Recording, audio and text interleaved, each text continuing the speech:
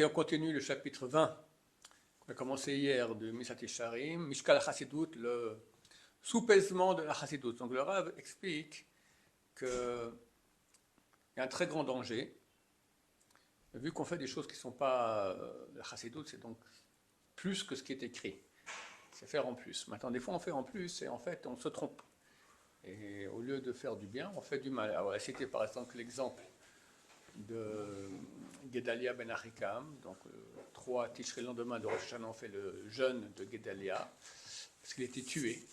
Et par le fait qu'il était tué, donc toute la terre, tous les Juifs ont quitté la terre d'Israël pendant 70 ans, ont été massacrés aussi.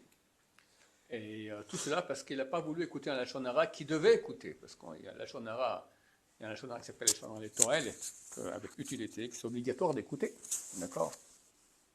Il y a des lois, quand, qui, comment, etc. Il lui a dit non, pas là, je ne veux pas écouter, et donc là, voilà, il a voulu faire une chassidut, une mesure de piété, mais qui a amené un grand malheur. On continue. Va Bait Hasheni Gamhu, et le deuxième temple, lui aussi, Harav Leder Chassidut Kazé, a été détruit à cause d'un acte de piété de ce type. Asher Lo Nishkal Bei Mishkal Tzedek, qui n'a pas été soupesé avec sagesse. Et Maaseh de Bar Kamsa, Amour. Donc il y avait un riche monsieur qui a fait un grand repas pour ses amis. Il a dit à ses serviteurs d'aller chercher Kamsa. Et le serviteur s'est trompé, il a amené Bar Kamsa. Kamsa, c'était un bon ami du riche. Bar Kamsa, c'est son ennemi juré. D'accord? Il le voit arriver au repas, il lui dit fiche le camp. Il lui dit écoute, ne me fais pas honte en public. Je te paye mon repas. Tu fiches le camp. Écoute, je te paye la moitié du repas. Fiche le camp. Je te paye tout le repas. Fiche le camp. Bon, il est parti, mais il était furieux. Et vu qu'étaient présents des sages d'Israël à ce repas-là et qu'ils n'ont pas réagi, il s'est dit je vais me venger. Il est allé voir les Romains, il leur a dit les Juifs se sont révoltés contre vous. Alors les Romains ils ont dit ouais, donne-nous une preuve. Ben, envoyez un sacrifice, vous verrez qu'ils ne vont pas le sacrifier. Alors ils envoient une bête et lui il a mis un défaut sur la lèvre il a sectionné la lèvre de l'animal. Que ça, pour les goïms, ce n'est pas considéré comme un défaut dans un sacrifice, mais pour les juifs, oui. Et donc la question s'est posée, est-ce qu'on sacrifie cet animal, oui ou non? Alors les sages d'Israël ont dit oui, parce que si on ne le fait pas, les Romains vont nous tomber dessus. Il y a un qui s'appelait, voilà, il va le citer ici, donc on va lire les paroles du Rav. Savour Abanan, les Karove, les sages d'Israël ont pensé le sacrifier. Amar lahem Rabbi Israël ben Avkolas. Rabbi Israël ben Avkolas, c'est une erreur, hein, c'est pas Ankolas, c'est Avkolas. Leur a dit, si vous faites ça, les gens vont dire, bon, on peut amener des sacrifices avec un défaut et les sacrifier. Et ça va faire un problème chez nous. Ça vaut les miktélé. Ils ont pensé tuer l'animal. Non, tuer celui qui a ce bar comme ça, c'est lui qui a amené l'animal. Amar lahem Rabbi Israël ben Avkolas, il leur a dit, ce même rabbin, ils diront, celui qui a mis un défaut exprès sur une bête qui doit être sacrifiée, il mérite la mort, on l'a tué. C'est faux, ce n'est pas le cas. Ben Kach ou Ben Kach, Allah choto aracha, vilshin et Israël. En attendant, il est allé, et il a dénoncé le peuple d'Israël qui ne voulait pas sacrifier cet animal-là. Ba Kesar, ve'echiv Yerushalayim. César est venu et a détruit Yerushalayim. Est-ce que Rabbi Yochanan là-bas dans la Gemara, il a dit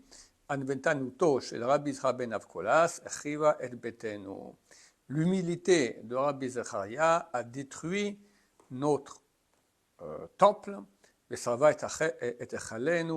et a brûlé notre temple aussi, et nous a fait exiler parmi les peuples. Ça veut dire que l'humilité, il a été trop... Il aurait dû être plus agressif et dire non, ok, on sacrifie un animal avec un problème. C'est ça, ou le peuple d'Israël qui va partir en cacahuète. Il a voulu être trop pieux. Et ce que le Rav nous dit maintenant, attention. Des fois, c'est le mitzvah d'être pieux, des fois, ça fait un malheur terrible. Harelecha, tu vois donc. Shen ladoun b'chassidut amaaseh basher usham levad, qu'il ne faut pas juger dans les actes de piété l'action en tant qu'elle-même toute seule. Arsarech lifnot kovacho, mais il faut se tourner là et là. De tous les côtés, que l'esprit de l'homme peut voir, jusqu'à ce qu'on va juger de façon authentique. Ezer Sharayoter, qu'est-ce qui sera mieux? Asiya ou Aprisha, le faire, au contraire, ne pas le faire. Hine, voici. La Torah Sifta, la Torah a ordonné. Tu vas corriger ton prochain. Donc nous sommes tous responsables les uns des autres. Et si un juif fait un péché, ça implique du mal à tout le peuple d'Israël. Donc il y a une mitzvah, une obligation de la Torah, d'aller corriger, dire à quelqu'un, attention, tu fais un péché, tu nous mets dans des beaux draps, arrête. Et plusieurs fois, des gens vont aller pour corriger des pécheurs. Chataim, c'est des péchés. Chataim, avec un accent dans le tête, c'est les pécheurs. D'accord? Faire attention, ne pas se tromper. Le Chataim, il va les corriger des pécheurs. On ne va pas corriger les péchés, on va corriger les pécheurs. Bemakom, obezman, shedvarav nishmaim, un endroit ou un moment où ces paroles ne sont pas écoutées. C'est pas le lieu de faire ça, c'est pas le moment, c'est pas la personne. Le Gorem même, il paraissent yoter. Au contraire, il entraîne qu'il va encore plus se révolter contre Dieu. Tu nous casses les pieds, on a marre, machin, etc. Ça va faire des réactions pires. Birisham, dans leur mécréantise, ou la Chalel Hashem, et ça va profaner le nom de Dieu.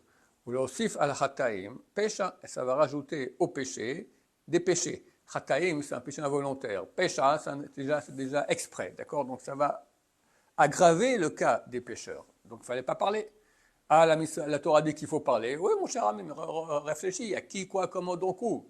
Qui es-tu, qui il est, qu'est-ce que tu vas lui dire, comment tu lui le dis, etc. Vine, c'est basé, enomina chasidut, et la lishtok. Et dans un cas pareil, la chasidut ici, donc la piété sera de se taire. Ainsi on dit dans le sage de mémoire béni, que de même qu'il y a une mitzvah de dire une chose qui peut s'entendre, car mitzvah chez l'olomar et chez non nishma, de même il y a une mitzvah de ne pas dire ce qui ne peut pas s'entendre. Ce n'est pas dans tous les cas qu'on doit aller faire la remarque. Re'e, pashutu, voix, c'est simple. Sheraou il chol adam liot makdim veratz lidvar mitzvah.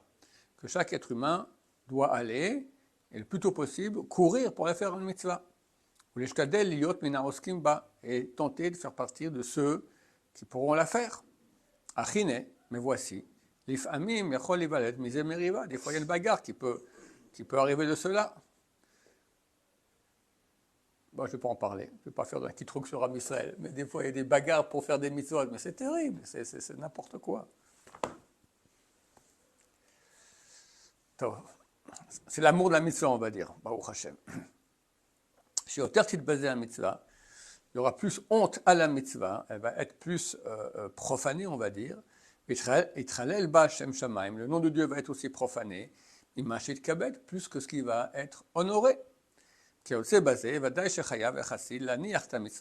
cas-là, un chassid, un pieux, doit abandonner la mitzvah, et pas courir après elle. Encore raisonné dans le sage de mémoire béni, Binan Levim, à propos des Lévi'im. Zeleshonam, citation. Donc les Lévi'im devaient porter les ustensiles du temple. Maintenant, ils savaient que celui qui avait la chance, mérite de porter le tabernacle dans lequel il y avait les tables de la loi et la Torah, son mérite était beaucoup plus grand. Et au Manechim et à Shulchan, ils abandonnaient la table sainte, va menorah, le candélabre saint, va misbechot, les autels, tout le monde courait vers le tabernacle pour recevoir du mérite. Mais Torkar, Ayaze, Meri, et à cause de cela, ils se bagarraient.